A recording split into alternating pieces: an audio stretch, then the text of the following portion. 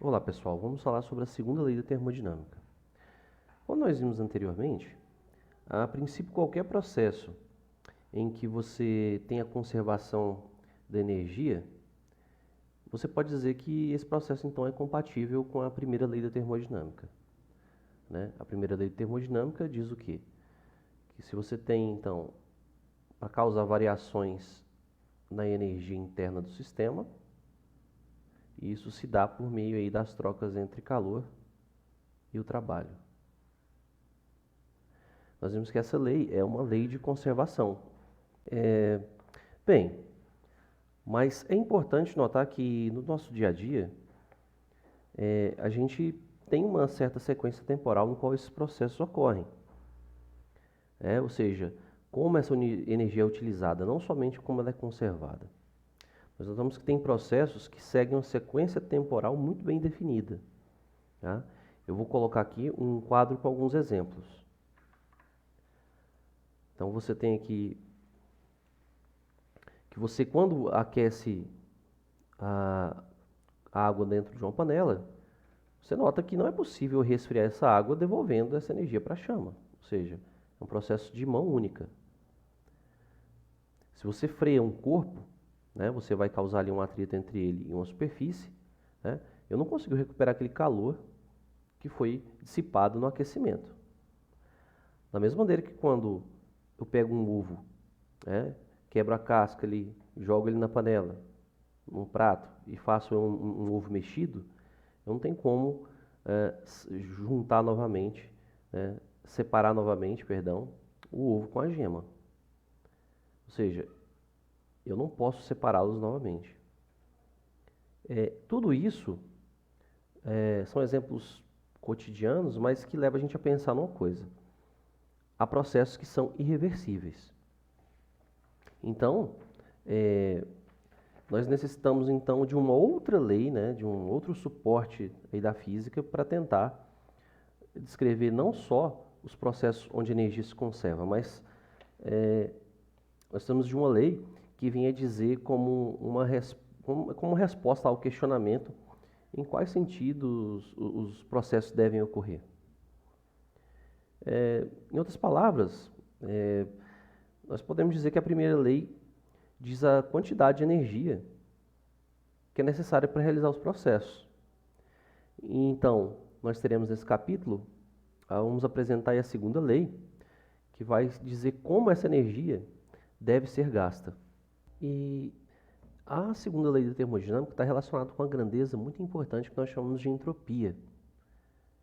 É ela quem dá esse direcionamento de como os processos ocorrem. Ela estaria relacionada aí com a seta do tempo, ou seja, para onde o tempo corre, o sentido em que as coisas acontecem. Ela tem interpretações termodinâmicas muito importantes, assim como interpretações estatísticas. Mas eu vou deixar claro aqui que eu não vou trabalhar com o conceito de entropia nessa nossa aula. Isso aí pode ser feito em um vídeo posterior, e aqui então essa palavra ela não vai ser falada e nós não trabalharemos nem qualitativamente, nem quantitativamente com ela de modo direto. Tudo bem? Então, a partir de agora, nós vamos, a partir de alguns enunciados para a segunda lei termodinâmica, tentar interpretá-los, né, nas suas diferentes formas e chegar na conclusão que todos eles são equivalentes. Então, por isso que é importante a gente ter aí várias maneiras de enunciar essa segunda lei. Para começar, vamos começar com o enunciado de Kelvin. Mas, primeiramente, eu vou mostrar um enunciado de Kelvin que é geralmente visto em livros, em alguns livros, que é uma maneira equivocada de enunciar. Você já deve ter percebido, né, que, como no experimento de Joule, se diz que lá é possível transformar todo o trabalho em calor, né, aquele experimento que nós vimos no qual ele descobriu o equivalente mecânico da caloria. E isso é falado nos livros. Mas aí, o processo contrário, os livros dizem que é impossível. Tá? Então, basicamente, é isso que nós vemos em alguns livros. De maneira bem curta e grossa, ele diz que é impossível transformar todo o calor recebido por um sistema em trabalho. Eu irei contrariar essa ideia fazendo um experimento mental aqui simples, que dentro de algumas situações controladas é possível você realizar assim. Vamos lá. Então, seria realmente possível fazer isso? Ou será impossível, como diz esse enunciado? Vamos colocar aqui. Vamos imaginar nesse experimento aqui. Eu tenho na seguinte situação. Na situação A, eu tenho esse recipiente que contém aqui um gás, vamos dizer um gás ideal, como a gente tem estudado, e esta parede desse recipiente é uma parede diatérmica, ou seja, ela permite as trocas de calor com o meio externo. E aí, suponhamos que esse gás consiga capturar do meio externo uma certa quantidade de calor Q. E com este calor que ele acaba recebendo, ele sofre uma expansão isotérmica, ou seja, ele realiza um trabalho. Ou seja, este trabalho serve para levantar este pistão que está aqui. Ou seja, é um recipiente com pistão móvel. Significa, então, toda vez que um gás realiza um trabalho, quer dizer, então, que esse trabalho é positivo, né? Ou seja, que o volume dele aumentou. Mas vamos supor que isso foi feito de uma maneira isotérmica. Por expansão isotérmica, a gente entende o seguinte, que essa expansão é feita a temperatura constante.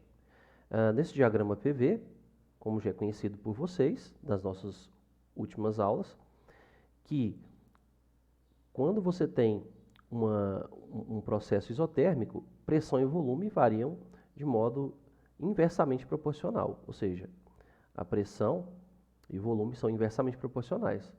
Esta função gera este desenho aqui, esta curva, que nós conhecemos como isoterma. Ou seja, todos os pontos dessa curva têm a mesma temperatura.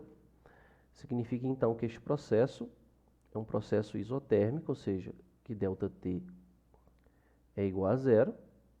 E isso implica que a energia interna também vai permanecer constante, ou seja, sua variação é nula. Olha, se eu observar agora a primeira lei, como nós já fizemos, no processo isotérmico, essa variação é calor menos o trabalho. Se isto aqui é zero, eu vejo então que todo o calor que foi absorvido no processo foi convertido em trabalho.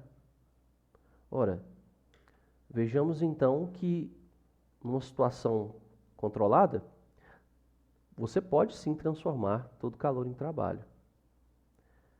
Mas a grande questão é a seguinte: será que eu poderia fazer isso recursivamente?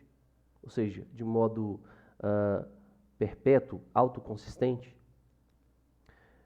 Basta pensar um pouco e ver que não. Né? Para que eu retornasse à situação inicial A, nessa situação B eu teria que receber um trabalho externo que empurrasse esse pistão para baixo. Ou seja, eu teria que receber uma energia externa em forma de trabalho. Então, qual é a maneira correta de enunciar a segunda lei segundo Kelvin? Então, vou colocar aqui o enunciado dele aqui embaixo e vamos perceber a diferença. Ele diz em seu enunciado que é impossível realizar um processo cujo único efeito seja remover calor de um reservatório térmico e produzir uma quantidade equivalente em trabalho. Ou seja, à primeira vista parece que é a mesma coisa que está escrito aqui em cima, só que de uma maneira mais rebuscada. Né? Mas preste atenção no que está escrito. Aqui existe uma expressão que diz cujo único efeito. Cujo único efeito deve ser entendido como uma maneira autoconsistente, ou seja, como maneira cíclica. Ou seja, significa retornar ao estado inicial após esse processo de maneira natural. E isto não ocorre.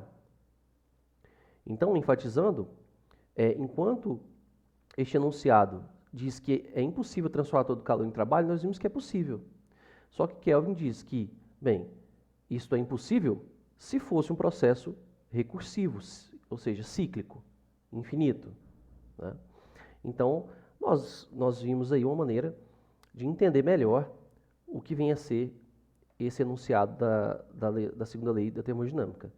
Então, a gente vê que existe aí uma coisa que relaciona a impossibilidade de você fazer as coisas de maneira infinita, autoconsistente, naturalmente. Então, esta é uma primeira maneira de entender a segunda lei. Então, vamos riscar este enunciado aqui.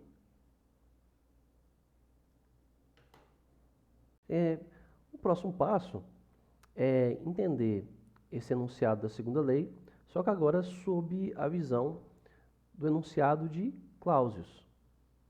Antes disso, vamos recuperar um conceito importante. A gente já discutiu um conceito muito fundamental, que é o conceito de calor. Nós vimos que o calor é um processo, e como todo processo, ele tem uma condição para acontecer, né? E tem um fim. A condição para acontecer é que haja aí dois corpos envolvidos no processo, ambos de temperaturas diferentes. E nós vimos que sempre ocorre do corpo mais quente para o mais frio, essa transferência de energia. E essa transferência de energia acaba quando o sistema atinge o equilíbrio térmico, ou seja, quando você tem os corpos envolvidos com a mesma temperatura ao final. A pergunta que surge é o seguinte: eu sei que o natural acontecer é que o calor sempre flua, ou seja, a energia térmica vai fluir do corpo de maior temperatura para o de menor temperatura, né? Do mais quente para o mais frio, dizendo de maneira mais simples. Será que o contrário é possível? Então, vamos pensar nessa pergunta. Será que é possível, então, transferir o calor do frio para o mais quente? A gente percebe que isso não é uma coisa natural de acontecer.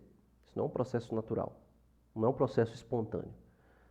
Mas, sim, é possível. E nós utilizamos muito esse processo, esse princípio, no nosso dia a dia. Tá? Nós vamos ver com mais detalhe depois que isso aí se trata do funcionamento do ar-condicionado, do refrigerador. Então, vamos prestar atenção em como a gente pode fazer isso. Para entender, eu vou colocar um esquema aqui de como funciona um refrigerador. Bem, então vamos ver o funcionamento. Vou colocar aqui um esqueminha. Então, o que nós temos aqui? Primeiramente, duas fontes, uma fonte fria e uma fonte quente, ou seja, a temperatura dessa fonte é maior do que essa. Aí, como vai se dar esse processo de carregar este calor da fonte fria para a fonte quente? Este processo nós vimos que é um processo não natural. Bem, eu vou precisar de um agente, que neste caso aqui vai ser o gás, que é aquele gás que tem nos refrigeradores. Nós chamamos de gás refrigerante. Então, veja só, aqui nós temos este gás, primeiramente, numa temperatura que eu vou chamar de T0. De modo que este T0 seja menor do que a temperatura da fonte fria. Bem, aí, se isso acontecer, se isso for verdade, quando ele estiver aqui em contato com essa fonte fria, ele vai acabar recebendo calor naturalmente dela, porque afinal de contas ele está mais frio do que a fonte fria.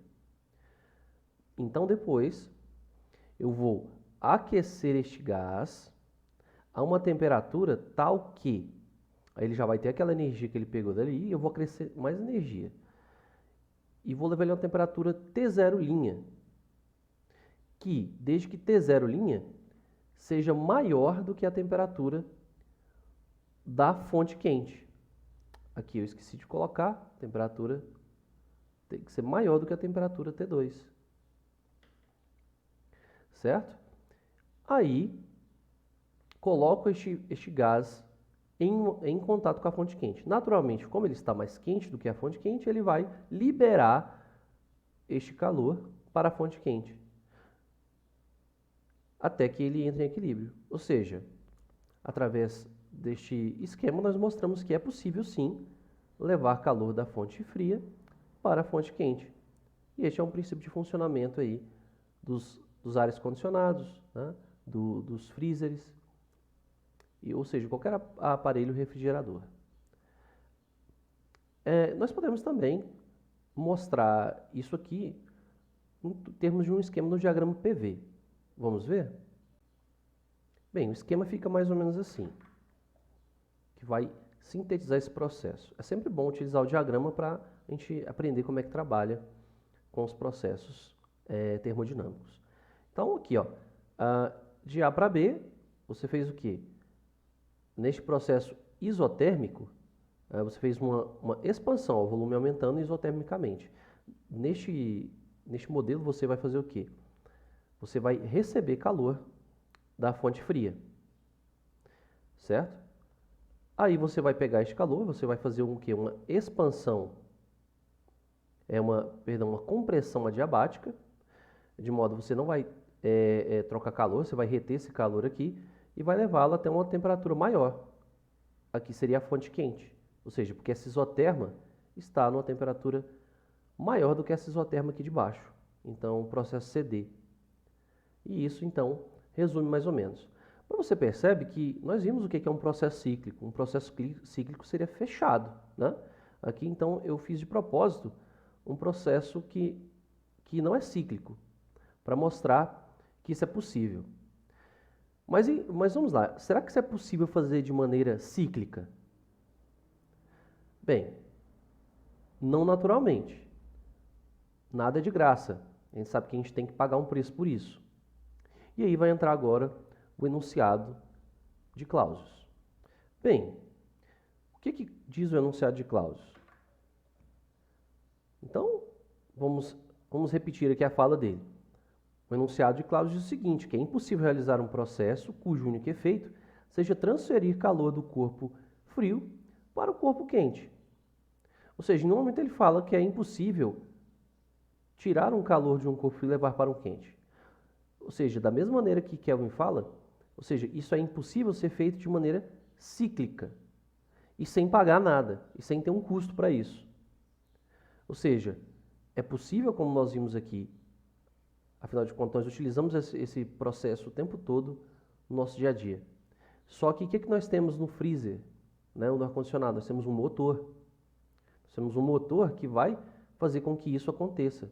Ele vai realizar esse trabalho para que essa transferência seja feita, para fazer com que este gás refrigerante possa retirar o calor da fonte fria para a fonte quente, porque naturalmente esse gás não faria isso. Mas com o processo, com a ajuda do motor, este processo é possível. Então, entenda da mesma forma que único efeito significa simplesmente dizer que este processo, para ser feito ciclicamente, tá, é necessário que haja um trabalho externo. Ou seja, você não pode fazer isso naturalmente, de maneira autoconsistente, de maneira cíclica, sem um custo. É isso aí.